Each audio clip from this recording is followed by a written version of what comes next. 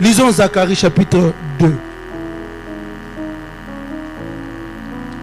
Zacharie chapitre 2, de 1 à 5. Disons au nom de Jésus. Amen. Je levai les yeux et je regardais. Dans la version Moussou, de 5 à 9. La version Moussou, à part le second. Allez-y, sœur. Je levai les yeux et je regardais. Et voici, il y avait un homme tenant dans la main un cordeau pour mesurer. Je dis, où vas-tu? Et il me dit, je vais mesurer Jérusalem pour voir de quelle largeur et de quelle longueur elle doit être. Et voici l'ange qui parlait avec moi s'avança, et un autre ange vint à son rencontre. Et il lui dit, cours, parle à ce jeune homme et dis, Jérusalem sera une ville ouverte. Oh, place à Jérusalem, tiens combo na yo. Allez-y, allons-y.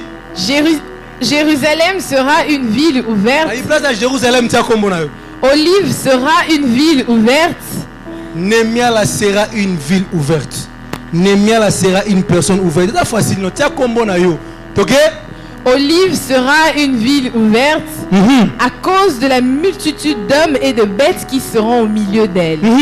Je serai pour elle, dit l'Éternel, une muraille de feu tout autour, et je serai sa gloire au milieu d'elle. Bien aimé, yokali solo est intéressant. Balobi, Zacharie a moni jeune homme moko.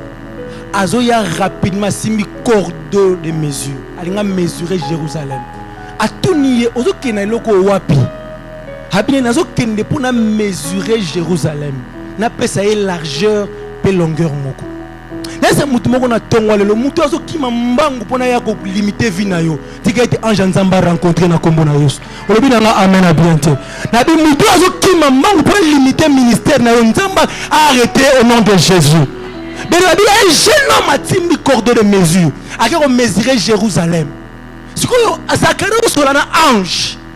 Ba beta lisolo bango imbale. Voilà que ange moko ya lobi tala jeune homme wana zo kende ko mesurer Jérusalem.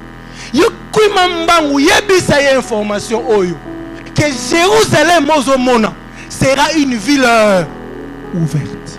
Même ça mutu moko na tongo lelo na zu information uta lola que na 2025 ta vie sera une vie ouverte. Ah, on a bien amen à bien te.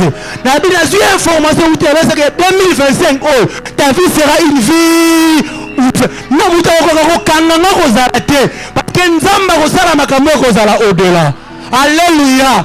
Alors yebise na ngaye kebisa jeune homme na sala risque wana te parce que volonté na nzam c'est que Jérusalem est une ville oh nous allons travailler pour na bakanga on tika nzamba arrêter na kombo na Yesu o alinga limiter na mbongo nzamba bete na kombo na Yesu o alinga limiter na salaire tika nzamba ofunga na kombo na Yesu bien-aimé abazo kima pona limiter un peu sa grandeur. Alors Jérusalem banda ah écoute bien-aimé ce que tu imagines on est comme mesurer Jérusalem à Jérusalem awa a commission a komi kuna a comme place mo boya lembi na ye abina moni na suki nanga a Jérusalem esuka nanga a alléluia bene mutu alinga limito tikete nzamba rencontrer na kombo na Yesu bene men nzamba intervenir pour na Jérusalem balo bana nzambe que Jérusalem ezala une ville ouverte na pourquoi lo tikete nzana tonga lo nzamba intervenir na vie na yo alors ba que kombo na une personne ouverte au nom de Jésus mutu alinga kango na salaire tikete ezala ouverte na kombo na Yesu quoi mesurer au nom de Jésus. Alors Jérusalem sera une ville. C'est la volonté de Dieu que Jérusalem est la ville de Fungwama. C'est la volonté de Dieu en 2025 vous allez monter Fungwama. Pour ça nzambe na mbula on azo kotu swango que tu seras une personne ouverte. Il y aura personne pour te mesurer. Oh asuka kuna asuka jamais.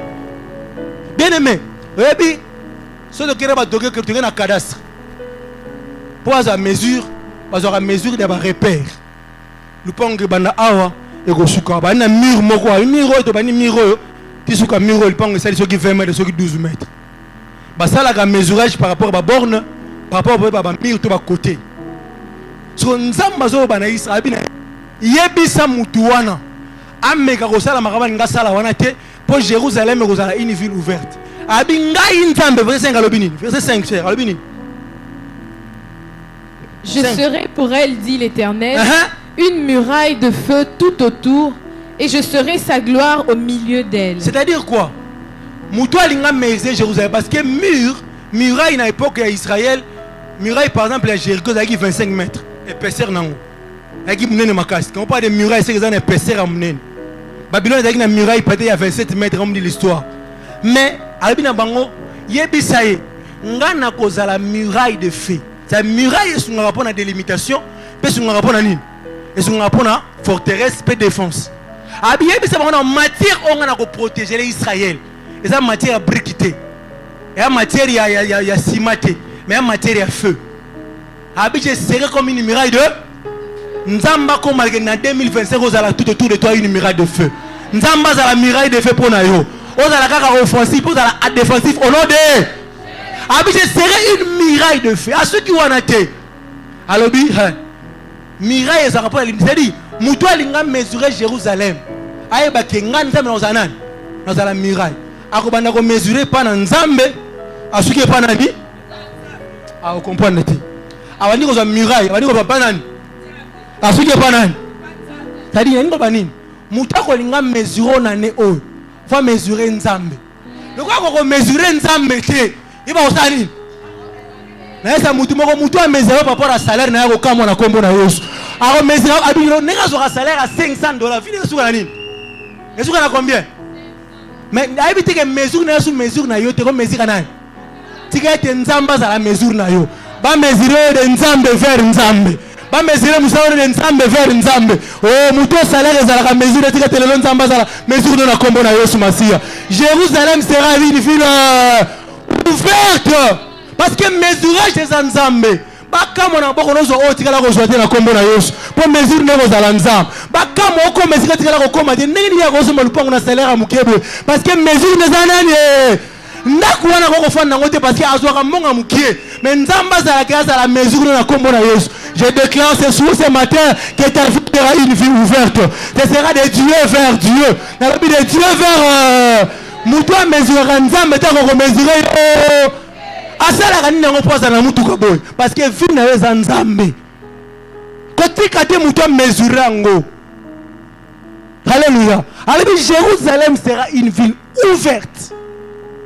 Pour nini? À cause des multitudes des hommes et des bêtes on a repéré. Makamu nzamba ko sala yo bien-aimé o se répandre tellement na gauche tellement na droite ndako kanga yo tika na kozala.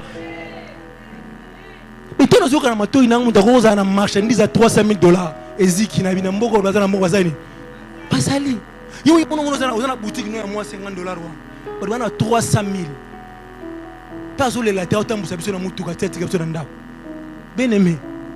Il y a élargissement na bana 2025 nzamba tellement a élargir na gauche a élargir na droite a élargir pembeni que mutako linga mesurer yo a raconter na ba ya ko sukela ka awa ya sukela ka awa. On va l'engager à ce que la awa te. Tant que l'on se tela tela ce qu'on bon na tela salaire na tela négola la. Le banga na suke la awa te. Le banga na suke la awa te. Ngana suke le banga ngana suke la awa te. Ngana suke la awa te. Yo suke la awa te. Alléluia. Yo mesure na zanan. Isanza abi je serai une muraille. C'est ce qu'on va mesurer Jérusalem. Faut bana de Dieu vers yangonde za po sanza po na 2025. Vous avez une personne ouverte. Mais le rôle en Israël élargi. Le rôle de célibataire, nous avons besoin d'avoir 3 chambres, salon, cuisine, salle de bain, magasin, tout ça. Ma célibataire. Mais nous avons besoin d'Israël. C'est-à-dire, tellement qu'il y a des choses qui n'ont pas la peine à kangate. Ne retiens pas. Alléluia. Ne retiens pas. Parce que toi, tu seras une personne ouverte. Nana yebi so ke faut suka na niveau wana. Nana yebi so ke limite ne za nzambe. Lokola nzamba suka te mutako suki sa yo a. Nana ngalinga suki so na chambre salon te, vi ne za limite wana te. Qui veut te mesurer? Alebi ki mambangu court vite yebi sa bango que Jérusalem a rozala ko kangama te. Ba ko bloquer te. Même sa mutu moko ba ko bloquer te ane o. Vi ne za efata na efata. Vina ngaloba vina ngeza efata na efata. Yes! Alléluia. Mais nous avons dit que nous avons habité. Que en 2025, que salaire est ma compagne parce qu'il peut te mesurer au-delà de ce que toi tu vois. Mais la volonté de Dieu en 2025, que tu sois une personne ouverte. Et retiens. Amen. Alors, mais ceux qui nous ont envoyé moko, aza ko intervenir pour venir à la fermeté. Ceux qui nous ont envoyé moko, azo telema na bonzambe na yi pour arrêter aux ala ko kanga mati. Et bon yo mo po ngo kanga ponani. Pourquoi yo mo ngo kanga ponani? Alors élargis l'espace de ta tente. Bien aimé, les plus grandes limites ya mutu. Ezalaka mutu yemo ezalaka nzambe te. Lananga malam. Mutu nzamba za kana limite esiko suki osuki wana mais nzamba ko suka no wana te. Alléluia. Bien-aimé, mwana mbali moko na kombo ya Caleb akoma na 85 ans. Pap Koko makasi eza suite presque na nzoto. Mayebisi ayebisi Josué. Nazana makasi autant nzamba la kenga Hermon dans na 40 ans. Alléluia. Bien-aimé, si ko lingo suka, l'âge na la limite na yote. Nana yebiso ke na âge wana bazoka mbongo malonga te. Nana yebiso ke basuki la wana, na nzambe limite za la te. Et si ka yondo lingo suko suki wana bina Israël, non. Élargis l'espace de ta tente. Ne retiens pas, n'impose pas de limites. Ceux qui nzambe mo kazo travailler pour que à 2025 oyo za la bofungwami. Yo mo ko za la obstacle te. Cause à la barrière té, cause à la montée de tia kakate pour que ma salama. Je serai ouverte cette année. Na vous allez au fond wami. Alors ne retiens pas Israël. Koboyate. Koboyate. Ne retiens pas. Bien aimé, l'homme peut se constituer lui-même une barrière pour na au fond wami. Je faisais un scénario. Ceux qui nous ont Yesu, frère, pardon, télé. Mouta bandeko lobate, mouta bandeko yo kamala mute. Yesu yeyo, ba yeliye, mutu wana sani. Batu bazu mutu wana, ba ye na ye pa na Yesu pa sani. Alo bisaye. Alo bisaye. Ba ye ne pa Yesu pa sani. Alo bisaye. Mutu ango pe yeyo. Donc tant so Yesu masi abendaki mutu ango. Abendiye. Abina ye yakana sala bikam. Eke mutu ango akimi na ye moko. Potengeza nani? Ezana batu mususu. Na batu bayokele mao. Na Yesu ba linga intervenir. Yombo osani. Yo moko retenir okimi na yo. Na kombo na Yesu Masia nazo buka barrière wana kati na kombo na Yesu. Na bina zo buka ngo au nom de Jésus. Kozala obstacle ya bofunga mina yote. Parce que pour ça nzambe na ne eza ofungwa. Nzamba zo travailler pour na bofunga mina yo. Comment Dieu pouvait dire que non ki mambangu yebisa mona mbala ameka mangoni ka sala te ponga na makanisi na ngai. Omi aza mutu aza bofunga. Na makanisa nzambe ande o eza na bofunga mina yo. Dans la pensée de Dieu, Dieu travaille. Les anges travaillent pour la bofunga mina yo. Et si ka rendez-vous bofunga mezali tika ete ange moko ya liboso na Yesu. Na bi ange moko ya liboso na kombo na Yesu. Soki ezala musala tika ete funga na kombo na Yesu. Mabota ye funga na kombo na Yesu. Que l'ange a travaillé pour la bofunga mina yo. Ne sois pas une barrière. Ne sois pas un obstacle. Dieu travaille pour la bofunga mina yo. Dieu n'est pas silencieux. Mais à l'obéna Israël, ne retient côté à la barrière côté du pays parce qu'on se répandre à gauche et à droite. Batuming bazo retardé. Batuming bazo comme la barrière bango moko pour na bofunga mina bango. Landanga beleme na poko lelo na tongo lelo. Quelles sont les barrières que l'homme peut se mettre lui-même pour na ifata na? Comment l'homme peut se retenir lui-même pour qu'il n'y ait point d'élargissement? Neni mutako kanga ye moko. pour qu'il appelle ça élargissement. Quelles sont les barrières que l'homme peut se mettre pour qu'il n'y ait pas effata? Ne retiens pas. Côté la barrière, Kobo ya te salama pour que salama pour nous en haut.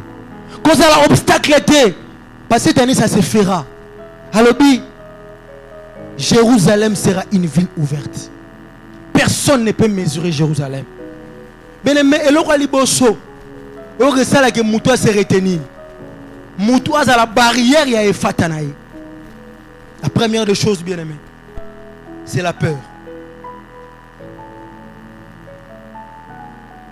Et ça Robanga. Le ban voisin Kobanga. Le ban est bien Kobanga. Bien-aimé, la peur de risquer. La peur de d'échouer. Mutu oyo bien-aimé. Alinga bika e fata. Et le rosala dia kangaye moko. Azala obstacle e fata na ye. C'est la peur. Et le rosala qui retenir, même si Dieu n'est pas retenu, c'est la peur de risquer. C'est la peur de échouer. Ozobanga soki bien-aimé, c'est le moment na tonga lelo. Derrière et fungwaminayo. Et là que pousse à liboso dans les dangers. Vous comprenez ngamalamente. Nabi derrière ko fungwamanayo. Et là que pousse à liboso dans les dangers. Et là on se présente comme un danger, mais derrière ce danger là, pour fungwaminer za nakati. Toute la vie, sur l'imposa la muta ko kangama. Sur l'imposa la muta ko panga mingi, tu risques de rater les fata. Bimana vie à Bobangi. Bimana vie à côté la peur. Parce que ça la qui on se retient. Non, le ne retient pas. Mais la peur ça la qui alors bi longola élargi. Alors bi longola batol, abi longola batol na yo. Tu n'as qu'à cordage. À fermer tes pieds. Mais tu le feras parce que tu as peur. La peur d'échouer, la peur de risquer. Qui ne risque rien à rien. Les opportunités de la vie, elles auront danger, et s'ils sont là. Maintenant, c'est une opportunité. David, au fond, il a affronté Goliath. Goliath était un danger pour tout le monde. Mais pour David, c'était une opportunité pour ça. Pas l'homme. Aux autres Goliath, j'ai rencontré quelqu'un qui m'a dit on a une université. On a une université. Et il y a tellement, on a presque rien. Mais la classe est quand même maïel. Mais l'autre qui a raté et fait à la vie, c'est juste parce qu'il a peur d'affronter des choses. Ne retiens pas. Que la peur ne te retienne pas. Mais année oyo, nzambaza na posa yo. Oh mais toté ya kabatu to sambelaka pour vivre abatu que ne d'éclat à éclat.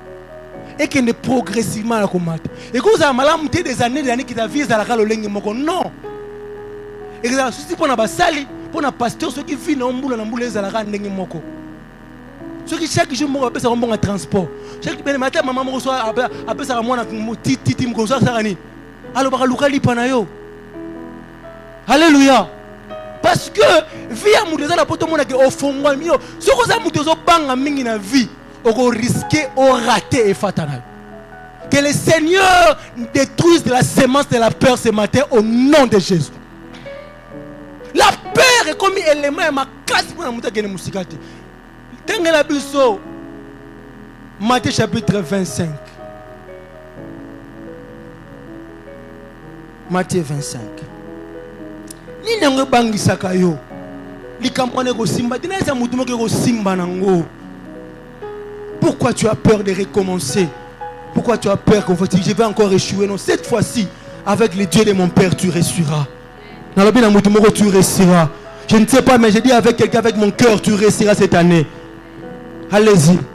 Matthieu chapitre 25. Verset 25 pour Nathan. Nous lisons au nom de Jésus. Amen. J'ai eu peur et je suis allé cacher ton talent dans la terre. Quelle était sa motivation pour aller cacher les talents? C'était quoi? La peur. Moutozo qui 5 a commis 10. Mon comptable il y a qu'on fait la joie de te mettre et fait un bandi. Moutozo qui 2 a commis 4 il y a qu'on fait un bandi. Moutozo qui moko sa motivation pour na bloquer et fait un il avait dit quoi? J'ai eu peur. Allez-y. Et je suis allé cacher ton talent dans la terre. Na bangi. Ben qui cacher talent na yo na mabele. J'ai eu peur. Ben mais la peur, et ça est loco et so peka mba bika e fata. Et loco bana ko sala ka banga, ça qui te pose na makoka ko multiplier. Tu as des potentiels. Et loco ça la cause arrêter c'est parce que tu as peur. Mouto qui nango 5 comme ça ngo 10. Il pas comme ça on peut combien? 2. Il avait cette possibilité là. Mais ce qui l'a motivé de prime abord c'était quoi? C'était la peur. Abi j'ai eu peur na bangi. Et le coup retena qui est à ça la d'exploiter, à ça la prouesse. Ben mais comme ça même 3, c'était possible là comme ça 3. C'est possible dans la maison monene. C'est possible dans la ndaka malonga. C'est possible pour matanayo. Le problème est que toi tu as peur. Alors j'ai eu peur et que vous cachez. Et le coup ça la question bangi so mingi, o banga mingi, o banga rotia mutumi, mongo no wana o banga o risquer là on a commercité, o ba melanga ngo et na yibi ko ba melaka tout non. Ba melaka ba tout. Alléluia. Bien-aimé, ko banga na ye et ça dit kazuita la kesani. Kokunda. Il y a des gens qui ont enterré leur destinée, leur vie parce qu'ils ont fait quoi? Ils ont eu peur. Abangi teste wana. Abango que ça la teste na teste na ko ça te mo zoaté. Nano salité ko zoaté ndengeni. Ça là. Alléluia. Nous on a réception en classe na kala. Bazong ça fait vide. Tchaka ka ba réponse to tchaka. Ntoko corriger mon akaki aki na bonne volonté mon apeka sani. Ache moi de. Ngam ko mona ba na 3e na bosomi. Na ke ka classe mbule beta makasi ko na tanga ibente na butu ko na mona ke ka sala examen ka examen histoire. Mais tu es venu en retard. Il a plu. Nazuka biki. Abia. Nano komara ba réponse à histoire. Tama ki pe histoire, ki pe histoire na komika. Na tela peka bo 50 na zo pe 40. Et là on peut soucier na 40 pe na sani. Habité. Tu as tellement peur que au raté opportunité vie na yo. Tu as tellement peur, tu vas enterrer ta destinée. Tu as tellement peur et que ça allait le ça go kanga ou élargir. Alléluia. Alléluia. Élargis l'espace de ta tente. Enlève tes cordages. Prends ces risques là. Ne pas bangate. Ko bangate ko bana classe, ko bangate ko bana université ko ya on est ensemble. La peur est un ennemi à foi. Dieu ne marche pas avec des mais batu nyonso nzamba ta ko ranta prends, ne crains pas, prends. Parce qu'il dit que la peur est un élément pour na mutu. Nous avons à la face à une destinée de vie, mais à rater à cause de la peur. Alléluia. Ni n'avons pas en 2025. Tellement, reprends encore la course. En 2025, tellement, essaye encore. Le bon voisin, essaye encore. Le bon, cette fois-ci, ça marchera. Cette fois-ci, et refondement. Pourquoi tu as peur? Alors, j'ai eu peur. Et je suis allé enterrer les talons. Ne retiens pas.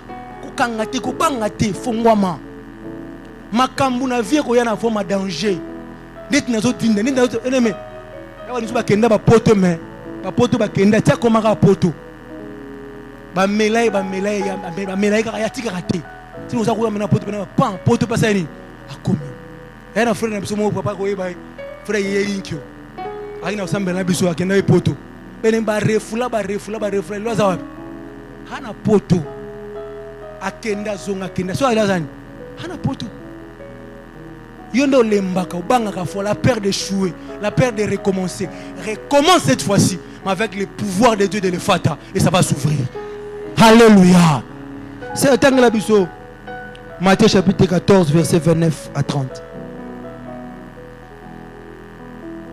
Matthieu 14 29 à 30, nous lisons au nom de Jésus. Amen. Et il dit, Allobi. Viens. Pierre sortit de la barque et marcha sur les eaux. Il marcha sur où?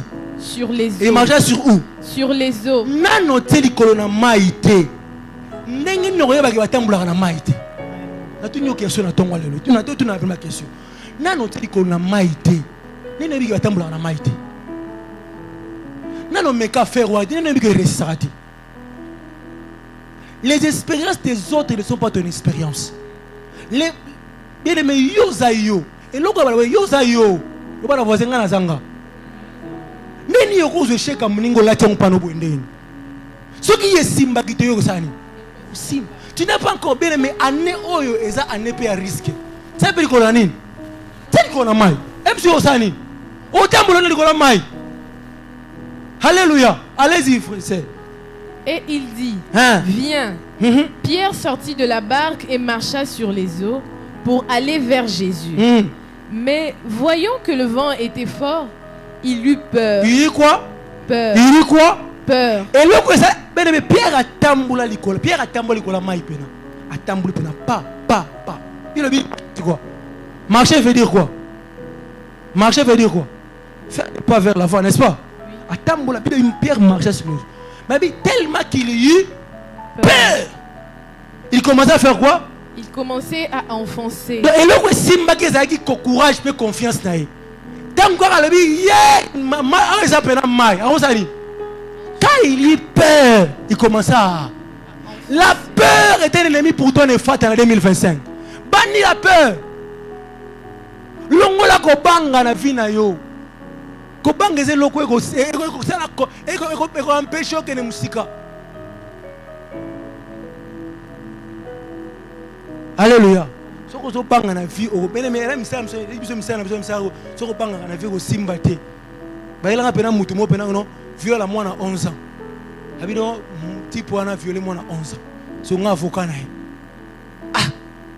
So na tuni na kepa na prison na tuni fi type wana bina musala nzambo ko sanga te. So violer pena mwana. Ai papa. Na fuga mpena libosa na kata prison. Na tikali ko violer mwana ngo. Ngasiko na obanga. Ah.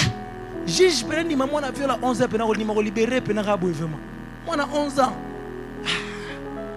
Ben amen en toi dossier na fana ndako na tanga bo toute la nuit dossier lui qui pas place à défendre lui qui pas place au côté bim et là on a ça là jour à défense ko banga leki mina sur bible na ye na ngoli bo saba juge voilà ça va solo he bo saba juge ya bina ngano maître à vous de votre tour de plaider na cette bible na fongoli na mukana des chroniques ma remel bi vous les juges.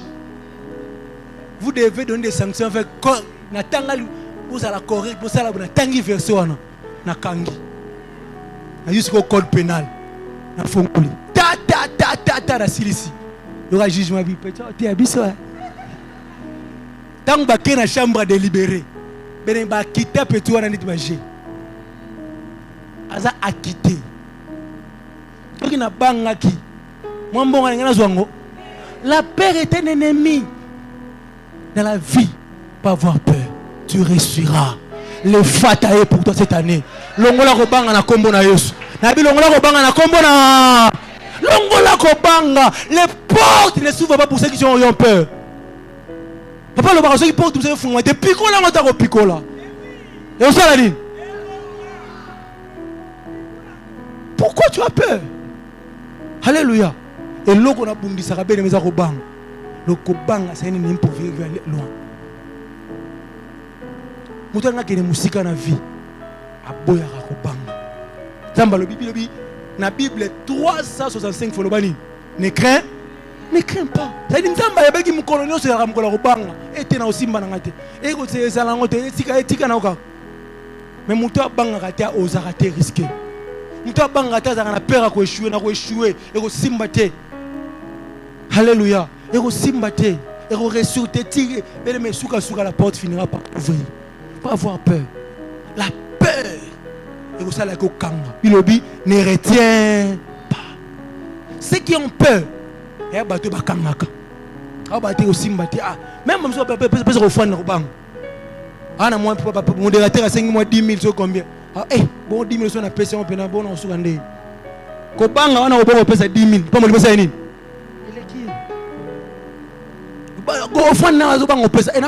la peur agit partout. La peur agit partout. Grand frère on a landia bala sexanga. Omilo na banga ko bala. Na banga ko bala nini? Otikela mo ngolia mo chaque jour. Otikela mo ngolia. Bana ko mona donc compliqué omi. Donc sur le téléphone on fait pesa mo ngolia chaque jour. Bala mbaka na ko zo wapi. Naebisie. Yo ta obada ko bokolo chaque jour yo bada ko pesi bo bada wuti. Bo ti ko bokolo we bani. Elo bere me ana na ko ne vistable. Andi matika o salamo. Elo ko so banga ne banga yo. Na belo ko so banga sani. Banga yo. Nzamba lobi na Jérémie. Soki bangi no sani. Na ko bangi su ko leka. Nzamba lingaka te bato babangaka. Dieu ne travaille pas avec des peureux. Dieu travaille avec des courageux. Andime a échoué. Risque. Bien aimé, les opportunités se présenteront comme un risque. Mais fais quoi? Avance. Ôte la peur. C'est la prière. On a le bakolo Yesu. L'élo. La détruire. Sémence. Yako banga. Katinanga. Au nom de Jésus. Et là, quand on parle de mandat à parents, pour on parle de foot à loyer ndenge, on foot à nango. Mais on parle de mandat à parents. Eh, faut aller à ngamoko. Quoi qu'il y ait dans le côté nzambe, te bima. Le Seigneur va commencer avec des choses avec toi. Aïe, Abraham quitte. Mais tant que nzambe a le barana moutoua, après ça va moutou provision, ça va bien aimer. Non réfléchir à l'eau mon habit. Ce ne sont pas des grands moyens qui amènent à des grandes réalisations. Ce sont des grandes idées qui amènent à des grands moyens. Ah, vous comprenez la malamité. Ce ne sont pas des grands moyens qui amènent à des grandes réalisations. Mais ce sont des grandes pensées, des grandes idées qui amènent à des grands moyens. Et à qui makambo zanangoya bamongo zanangoya belé. Mais on se trouve comme ça, c'est bien aimé. Non, c'est comme moi avec Alice, on a cabinet maman. Abi, na musala bazio pour on ça on va crédit. Ya baninga bazo ba crédit bazo crédit na moi c'est crédit à combien? Il y a $20,000. Ba qui vacances. Ce ne sont pas des grands moyens qui amènent à des grandes réalisations. Ce sont des grandes idées qui amènent à des grandes réalisations. Qui attirent des grands moyens. Comme ça, on a $20,000, $30,000, ça. Mais nous avons une grande idée. Comme notre père. Nous avons une grande idée. Nous avons $5,000 $100,000. Pour côté, pour côté. Mais il y a tellement de grandes idées. Nous avons une grande idée.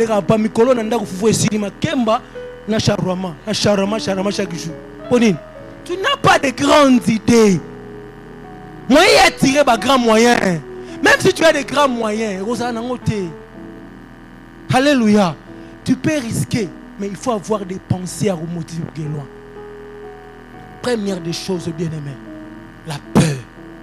Détruire la peur. En 2025, tiens tout partout. Qui ne remet qu'à journal, qui ne reçoit la news, qui vas-y quelque part. Alléluia. Commence quelque part. Risque la vie. La vie est un risque. Olingakande ko risque te ngoti kala sur place. Muto a risque ka sala ba pas. Est-ce que moi comprendre nga? Ozo risque te ngoti kala sur place. Mais muto a risque ka sala nini? Pas. Prends les risques. La deuxième des choses, pour dire rapidement, parce que le temps nous fera défaut. On a parlé d'autres points. Et là, pour ça, il y a la barrière obstacle. La barrière au fond, il y a mis balai. C'est le passé. Le ban voisin le passé. Le ban est le passé. Makambo est le cas. Et ça là que mutako manine. À quoi avancer tes liboso. Ésaïe chapitre 43 18 à 19.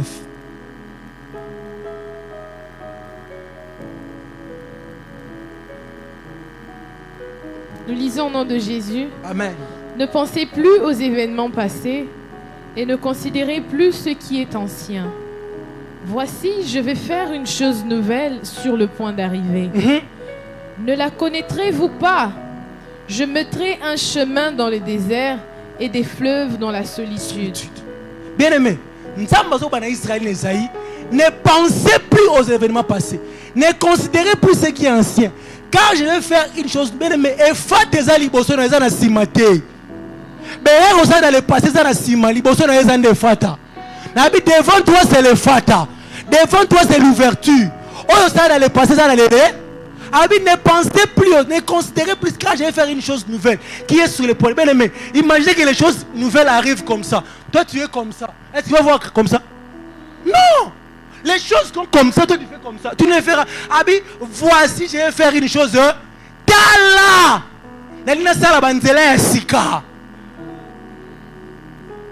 Le passé comme un obstacle pour la fonds, mais pas te belé.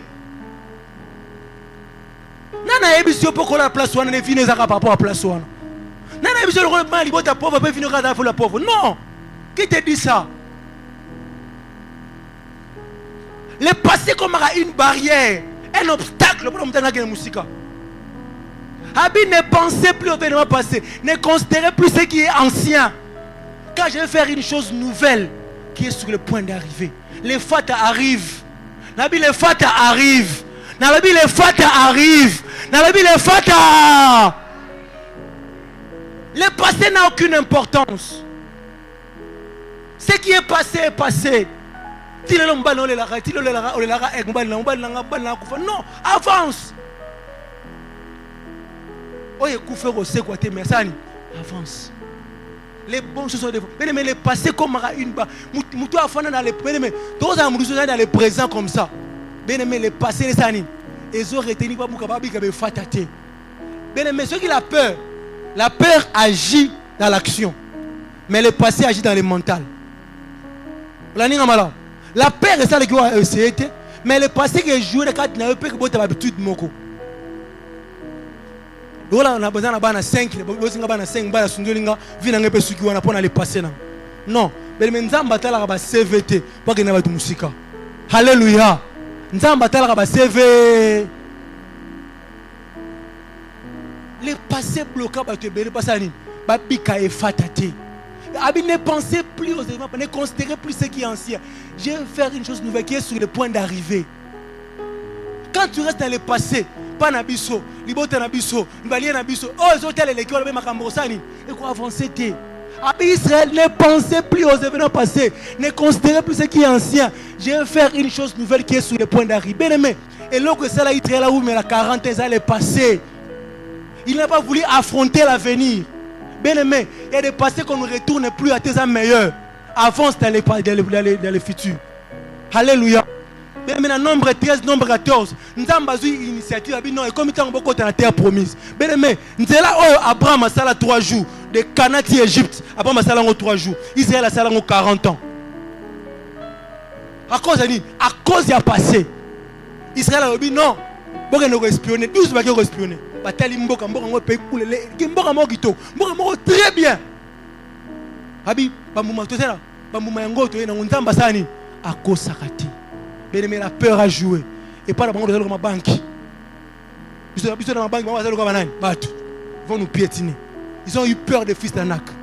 La peur est retenue là. Deuxième chose, Moïse to tikio to sala cheva sani azong sabisona Égypte. Nzamba silika. Bazonga bien aimé. Azonga en Égypte. Azonga na passé na yenzabi. Le gars bozonga na passé bosuke la. Bosuke na ao. Mutu alinga mutazonga na le passé. A tellement quelque part. Bien aimé. Na mshe lo komo kwa. Batu frère. Amabe. Batu moi mutu. Nzamba lo ba faisait garde aux hommes. Batu bana ba chiffre moi na yebisa kayo. Likambelega kala. Et les gars déjà 10 ans, 5 ans passés. Nous avons besoin de cela. Mais quand nous avons dangereux. À tous les règles 10 ans passés, mais les bateaux ça n'a pas passé à douter. Mais yo mo sani. Bo ça n'a passé na. Pesa nini? Avancez. Nana émission pour ça la guerre en vie ne erreur. Non, ta vie n'est pas une erreur. Ta vie n'est pas une erreur. Tu peux avancer. Le passé c'est passé. Ne pensez plus au passé. Abinzam, to zonga na Égypte. Ah, vous êtes en Égypte, vous êtes en Égypte. Égypte va concombre Zalaka. Bien aimé, le passé est très dangereux pour mon ami Fata. Ce que vous avez fait dans la vie, c'est que vous avez passé. Oubliez ce qu'il y a derrière. Et la makambo est simba qui bosse en. Bien aimé, Nzambe, Nzamba n'est pas un contentement. Mais Nzamba n'est pas satisfait. Vous comprenez? Dieu aime les gens qui se contentent. Mais Dieu aime pas les gens qui se satisfait. Moutoua se content. On a vu ça. C'est bon déjà. L'essentiel, non, il y a encore plus que ça. Alléluia. Ce que vous le pont la fois passée, on a le pont au micro. Alléluia. Non. Dieu aime les gens qui vivent dans le contentement, mais il n'aime pas les gens qui vivent dans la satisfaction. Ah, dans une chambre de salon, merci. Mais là, ah, nazi moi le pont na ngamwa ninde. Te, bumana kata le passé wana teza ya malam. Abi na Egypte ba concombre ba cimetière, ba tika biso na Egypte okufa na biso. Ntambi ampon. Bolinga na Egypte, otika la kasi. 40 ans ba kufa ba nyonso. Parce que muto zo azo tika la le passé. Akoma obstacle makamza nga sa lobby. Abi mais soki ntamba yaki ntamba ma lobby, ne pensez plus aux événements, ne considérez plus ce qui est ancien. Mais Jérémie lobby. Quand je pense à ma douleur, quand je pense à mes souffrances, je n'ai rien à espérer. L'espérance, c'est pourquoi? C'est pourquoi? C'est pour l'avenir. Abi, quand je pense aux souffrances, à la détresse, je n'ai rien à espérer. Abi, voici ce qui me donnera de l'espérance. Ce qui me donnera la raison de croire encore pour le futur. C'est que les bontés de Dieu ne sont pas, ces composés ne sont pas là. Et l'autre faut à la liboso, c'est bon là mon temps beza liboso na yo. Et ça qu'on s'est renouvelé ton nyonso. Okoya quitter le mapasé liboso na yo fate zali. Okoya quitter le mapasé liboso na makamala mo zali. L'homme a amen à bien. Le passé n'est pas passé. Quand tu retiens dans le passé bien aimé, les bontés de Dieu se renouvellent chaque matin. Et tu as là qui l'on a piaka. Mais la ton temps dans la muka et l'homme a ko sala malelo. L'homme a amen à bien parce que les bontés de Dieu sont encore là. Il y a encore de l'espérance. Pour ceux qui sont en... Le Colossal a bon mot. Nous allons clôturer. Qui veut te clôturer? Qui veut te clôturer? Bien aimé, attention avec le passé. Bien aimé, ça n'a pas de Bali. Papa n'a pas à Fongoli. Mbokilo n'a pas à Fongoli malem. C'est lui qui a Bali moi si naïe. C'est quoi le jour où on a bêti moi si pour nini? Moi si on contrôle le téléphone naïe. À mon époque, appelle sur un message à ex, sur un ex. À bêti moi, moi ça fait venir parents tout ça. Alors il dit ça, mon cher, t'as un habit. Oui, mais que ex, il me dit Yesu. Il t'a parlé peine Yesu avec ex. Oh, habit ne conseille pas ex, ça robom ça yo. Il t'a parlé Yesu ne coule avec ex. Avec ex Anne, souverain sacrificateur à Cannes. Avec ex souverain sacrificateur. Na période naïe. Pendant que ça la commerce, pendant que ça la commerce dans le temple. Si on a que ça va mbongo ba commerce, c'est on a la poche naïe. Commerce que comme quand il y a comme à longue souverain sacrificateur, mon toi comment que souverain sacrificateur qui kilo naïe gendre naïe caïf. Donc il y a souvent ici ailleurs à bouki temple wana pas panzia ngwa bedo konos. Abina kotonga après 3 jours. Ex wana suka yoka ex souverain sacrificateur yoka kanda. Bandam kolo wana na kotaka ke furusani. Hommage Jésus. A dit souverain sacrificateur, ex-souverain sacrificateur. Mais il me appelle ça mon page de Poissani. Attends, bien aimé que ça a excité. Que ça a les passés de cours de trio. Et bien, moi, c'est comme ça. Au bali des gens dans la bal. Ex-wana. A Obomayo. Parce que ex, Abomayo Yesu. Ex-souverain sacrificateur. Sani. A barrage Jésus. Da asala pena réunion ba sacrifice boya abengi bokilo ngana bo mbonga temple na zo nguso parce que temple na zo ba commerce ba kenda eloko za sukuna dina comment piaker Yesu ana fa kufa. Mais il était plus le souverain sacrificateur en fonction. Ne blague pas avec le passé, c'est très dangereux. Il y en a qui défendre fille mon fiancé parce que ex na ina ba setup na ye a bibliango so ngana défendre ngabina na défendre pour te condamner pour na droit mais fiancé na bino na kota ngo so boya boyo so parce que yo ko na fiancé officiel bon comme na ba setup ngeni na défendre pour na droit mais kota fiancé na kota parce que ba ex wana le passé wana a détruit ceux qui déjà les 15 là qu'on a sous deux fois pour qu'on détruit yo le passé est très dangereux pour na muto alinga fongwama nzamba lo la fongola yo okabwana passé na kombo na Yesu et dit qu'on va dire sur suka quelque part vie de sukiwana tu peux encore avancer ben aimé na vie hein ko suka quelque part te ko tala passé te ato ute sika makama bezali yeba ke ngosona makama wala mozali bosona ben aimé na vie na tangi na Bible na moni couple moko très dangereux na Bible couple moko zaki très dangereux Adam et Ève couple ne sala boy et souffra abenga bale mbuma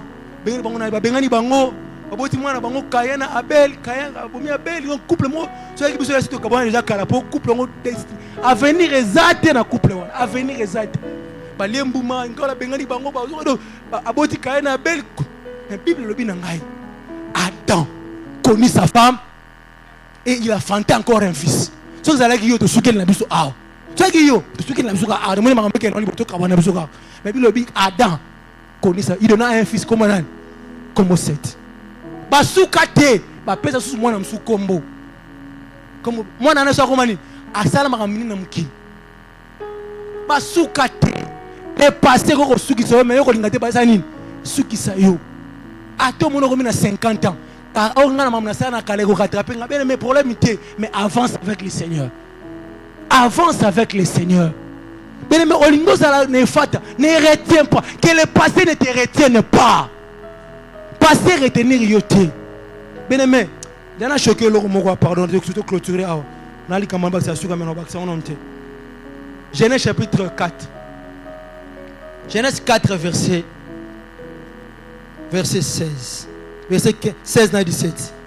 Nous lisons au nom de Jésus. Amen. Puis Caïn s'éloigna de la face de l'Éternel. Puis Caïn s'éloigna de la face de l'Éternel. Et habita dans la terre de Nod, à l'orient d'Éden. Caïn connut sa femme.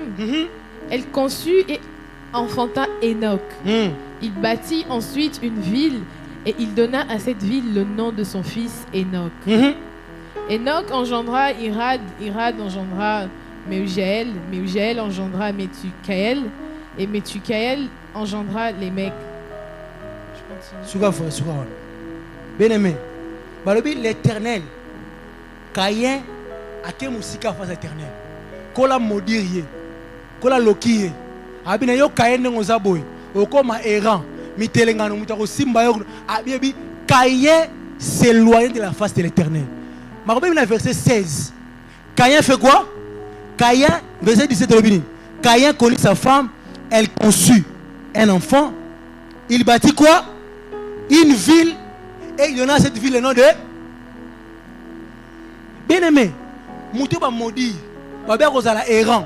À ressemble partout. Babé Assaini. À bâtir une ville. Bien aimé, tout une simple question. Qu'est-ce qui s'est passé entre verset 16 et verset 17? Moutou qui il bâtit une ville. Après cette ville, on a comme il y a moins de naïe. Atongi nakute, mais il ne. En autre terme, atongi il administrateur. A comme posé stable, mouton la qui errant.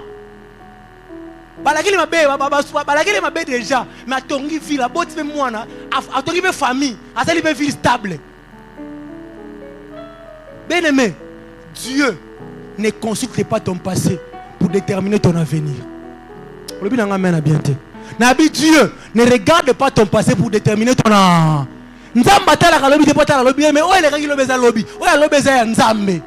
Alabi Caïn bâtit la ville.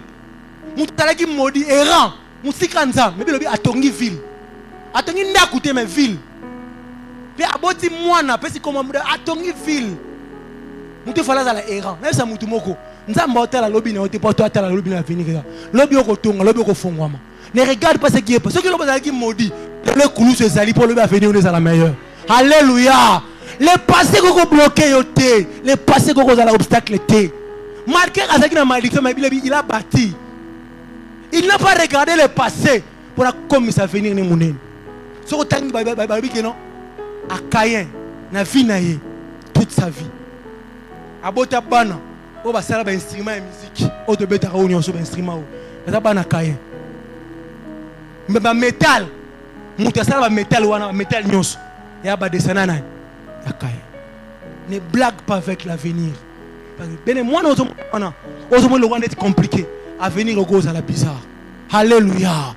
Et l'autre, c'est que ne retient pas. Le passé comme un obstacle. L'autre comme une barrière. L'autre comme une barrière. Ne regarde pas le passé pour construire ton avenir. Donc, clôturer la biseau. Dans 2 Rois chapitre 7, verset 4. Avant que tu pries. 2 Rois chapitre 7, verset 4, nous lisons au nom de Jésus. Si nous songeons à entrer dans la ville, la famine et dans la ville, et nous y mourrons. Yoka. Alobi, si nous songeons rentrer où? Dans la ville. Dans la ville. Quelle ville? La ville d'Israël, la ville de Samarie. Nous ferons quoi? Nous y mourrons. Nous mourrons. Continuez. Et si nous restons ici, nous mourrons également. Allons nous jeter dans le camp des Syriens. Bien aimé, est-ce qu'on comprend les 4 lépreux? Allons-y, allons-y faire. S'ils nous laissent vivre, nous vivrons. Et s'ils nous font mourir, nous mourrons. Bien aimé, Dieu n'attend que ton pas pour amplifier. Nzamba de la ranane. Alors, tu as 4 lépreux. Si tu as zongana, tu as 4 lépreux. Si tu as zongana Samarie, kuna nzaleza passe ça dosani tokufu. Si tu as tellement awa dosani. La meilleure des choses c'est faire quoi? C'est d'avancer. C'est d'avancer. Abiso tu as zongana ville kuna na zongana le passé problème. Na tellement asani. Mais na sani. Poussana. Nesa mutu moko poussana. Nasa mutu moko sani. Et fat ezali boso na yo.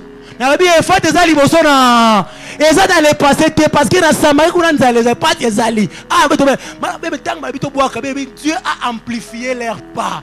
Celui qui veut avancer, Dieu avance avec lui. Nesa mutu moko le passé il y a plus rien. Et lorsque c'est là que ba mona e fata, c'est parce qu'ils ont décidé d'avancer. Ils ont oublié le passé. Mi boaka dans le passé. Tu as commis des erreurs, tu as fait des fautes. Le Seigneur. J'ai un de comment a raté l'opportunité parce que il y a un voyage à Canada. Il a raté ça pourquoi? Parce qu'il est passé à Mela qui est bon. Tu es déjà dans le mois de mai. Déjà Canada. Il est passé à bon. Oh non, Mela est dans bon. On a calé, on a sauté. Eh, bien personne n'a vu. Elle est bloquée, monsieur. Elle a net escroquerie. Mais tu as net ani. Tu as net mambasolo. Même ça moutumoko. Le passé peut te bloquer, mais Dieu a un programme pour toi de l'élévant. La ville de Jérusalem ne sera pas une ville fermée. Alléluia. Ne retiens qu'au kangate, qu'au taba barrière te yomoko, que la peur ne te retienne pas, que le passé ne te retienne pas.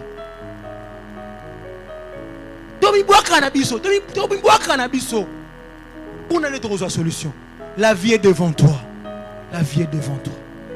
Et si tu as commis, tu n'as pas de raison pour reculer derrière. Mais les fata est devant toi. Le ban a 3 personnes, les fata est devant moi. 1, 2, 3. Fata est devant. Vraiment, les gens nous allons prier. Prie Dieu. Ne retiens pas. Apôtre Paul dit une chose, j'ai fait un effort, oubliant ce qui est en arrière. Kobosa na makambo eleka. Nani yango ko banga mutela ta vie, nani yango le passé. Po bota bana papa ne baba avenir ezate. Te. Nte po ça be erreur Rwanda lobi na eza bloqué non. Po fina yo, natala posa na sambela mutu moko ta pendant 3 minutes 4 minutes. Ta la vie no malam. Et là on a bloqué fata na yo. Rabashata rabaya bakoria. Etamara saka rabaya bababa. Quand mi to boko na moitié levé likole si que jamais. Bana ko bana ko merci pour na lo belo na tonga lelo. Rendre nzambe grâce comme ça nzambe en to bonde na kombo na Jésus Christ. Est-ce que là où tu es tu peux dire na ko kangate. Le bana ko merci pour ce que tu m'as dit. Rabashata rabaya bara. Yendere saka rabaya maraseka.